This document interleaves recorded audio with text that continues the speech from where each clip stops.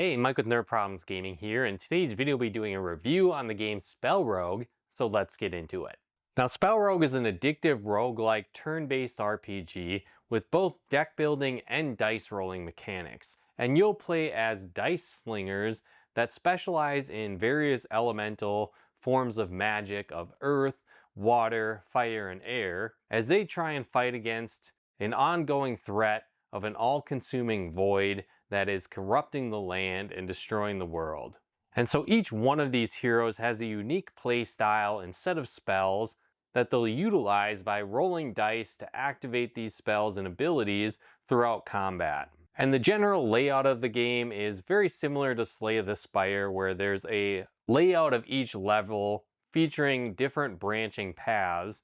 In each one of these, you can choose from a variety of options, which could be things like an enemy battle, a shop, a treasure chest, a boss battle, and more. And so it ties in sort of a risk-reward element where you could maybe go with the safer bet of a treasure chest or an event, but then you risk the loss of earning more gold or an additional spell or maybe an artifact or even a combination of these and more. And so you'll need to finally balance your decisions on which paths you choose and how far you're willing to push, going against tougher enemies in hopes of getting better things. Now, along the way, you'll also find different artifacts that you can utilize to unlock additional bonuses. And this could be things like extra health, extra dice rolls, maybe poisoning enemies, adding different stat buffs to your own character or debuffs to enemies. And you can continue to stack these artifacts over time, leading to some really cool, unique combos and powers for your character. For example, one element that I like doing is stacking a bunch of different poison artifacts that stack more and more poison damage on your enemies every single turn. But again, there's all kinds of different artifacts to choose from, which can lean into the different strategies you might utilize throughout each run. Now, in addition to strategizing where you're moving on the board, what artifacts you're going to choose, and more, you'll also need to be quite strategic during combat, as it's kind of a combination of both deck building and dice rolling. And so you'll have a set of base spells that you'll start off with your character, but then each round of combat you'll roll the dice, and then you'll need to strategically place these die in order to activate your various spells. And so again, these spells can consist of direct damage, defending your character, casting different buffs on your character, or debuffs against enemies, different things like that. And you have a limited number of spell slots in total, and so you'll need to strategically choose which ones you bring along throughout combat as you go through your run. And you might be adding and subtracting different spells depending on the situation and what enemies you might be facing.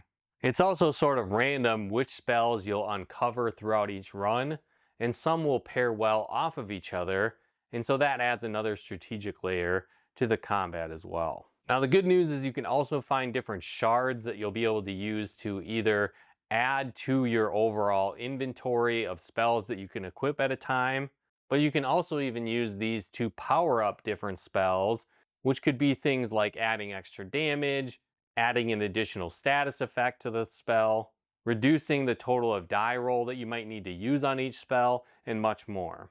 And so this is another cool element to add to the strategy and how you want to build your character throughout each run. Over time, you'll also level up your characters, and this can help you to gain more starting spells or a different variety of starting spells, even more artifacts that you start the run with, and this allows you to mix and match for even more opportunities and unique builds for your characters.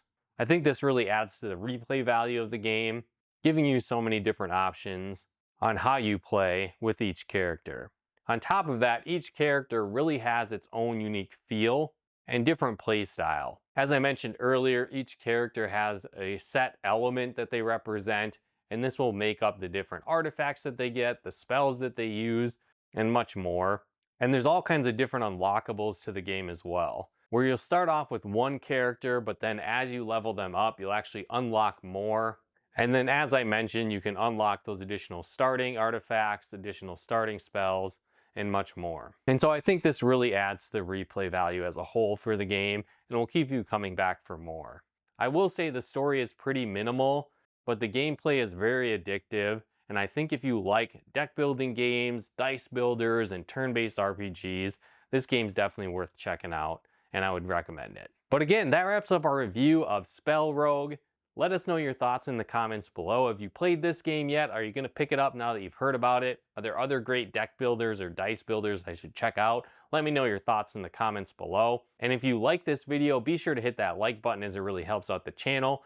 And another really cool way you can help support the channel is we actually partnered with a game store, Nutmeg Games. So if you like board games, Pokemon cards, Magic cards, and more, be sure to head to nutmeggames.com/nerdproblemsgaming and use our promo code nerdproblemsgaming at checkout. You'll get 10% off your order and help support the channel at the same time. So if you want to take advantage of those great deals, be sure to head there as well. And if you like videos like this on video games, board games, and everything nerdy, check out one of our other videos here. And if you haven't done so yet, be sure to subscribe and turn on the bell notifications to get the latest updates of new nerd videos we put out. But once again, thanks for tuning in, and we'll talk to you more soon.